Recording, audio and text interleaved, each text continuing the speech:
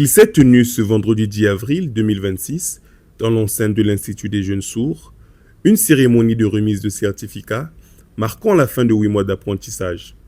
Cette formation, axée sur l'informatique bureautique, le design graphique, ainsi que l'utilisation des intelligences artificielles, a permis aux apprenants d'acquérir des compétences pratiques en adéquation avec les exigences du monde professionnel. Cette initiative de la RPCE, à travers le programme FASUS piloté par l'ONG Butterfly, vise à favoriser l'insertion professionnelle des enfants vivant avec une déficience auditive, en leur offrant des outils concrets pour leur autonomisation et leur avenir. Il y a une année, nous lancions ensemble un programme ambitieux, avec une forte conviction, celle de faire du numérique un levier d'inclusion. Et aujourd'hui, lorsque je regarde ces jeunes, je peux dire avec certitude, sans l'ombre d'un doute, comme on dit en français, sans tergiversation aucune, que le pari a été réussi. Chers apprenants, vous avez fait preuve de courage, de discipline, mais aussi de détermination. Vous avez appris à utiliser les outils bureautiques, à créer le design graphique et à découvrir les opportunités offertes par l'intelligence artificielle. Mais au-delà des compétences, vous avez trouvé quelque chose de plus grand. Que les limites ne définissent pas le potentiel. FASUS, l'ARPCE et Butterfly ne comptent pas vous former pour vous délaisser dans la société et vous perdre. Ce que nous voulons, c'est ouvrir une ère dans laquelle vous arriverez à trouver votre place. Car oui, vous êtes humain comme moi, qui ai la capacité de parler devant vous maintenant.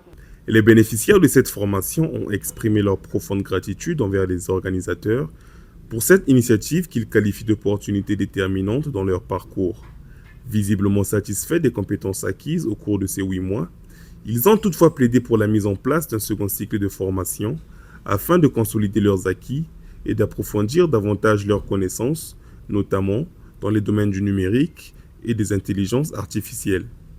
Un appel qui témoigne de leur volonté de poursuivre leur apprentissage et de s'inscrire durablement dans une dynamique d'insertion professionnelle réussie. J'ai été formée ici pendant beaucoup de temps.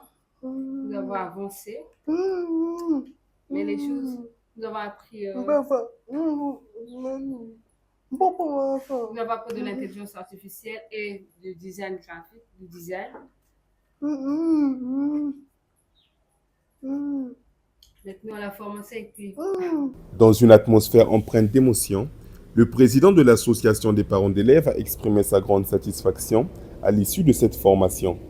Il s'est réjoui des progrès réalisés par les apprenants, saluant une initiative porteuse d'espoir pour ces jeunes, longtemps confrontés à des obstacles liés à leurs conditions. Pour lui, ce type de programme constitue une avancée significative vers une véritable inclusion sociale et professionnelle des enfants vivant avec une déficience auditive. Il a également encouragé la pérennisation de telles actions, tout en appelant à un accompagnement continu afin de garantir un avenir meilleur à ces jeunes bénéficiaires. Ce que je peux dire aux parents qui préfèrent garder leurs enfants, ils sont en train de faire une grave erreur. Parce que ces enfants-là, c'est des enfants qui sont intelligents. Quel que soit l'âge, il peut même commencer la classe de CE2, même s'il a 7 ans, 8 ans. Le plus important chez l'enfant, quand il va intégrer le monde de l'école, ça va lui ouvrir des opportunités avec des amis. Imagine un peu, moi je ne m'attendais pas qu'un jour, nos enfants pourraient manipuler l'ordinateur, quel que soit leur handicap. Je n'avais pas cette conviction-là. Mais aujourd'hui, j'ai vu, à travers ce qui s'est passé ici à l'école, ces parents-là, ils doivent envoyer les enfants à l'Institut des jeunes sourds, les inscrire ici. Au fur et à mesure, ils vont voir leur façon de travailler. Au-delà de la remise des certificats, cette initiative met en lumière l'importance de renforcer les actions en faveur de l'inclusion et l'égalité des chances. En dotant ces jeunes de compétences adaptées aux réalités du marché de l'emploi, ce programme ouvre la voie à une meilleure autonomisation et à une participation plus active à la vie socio-économique.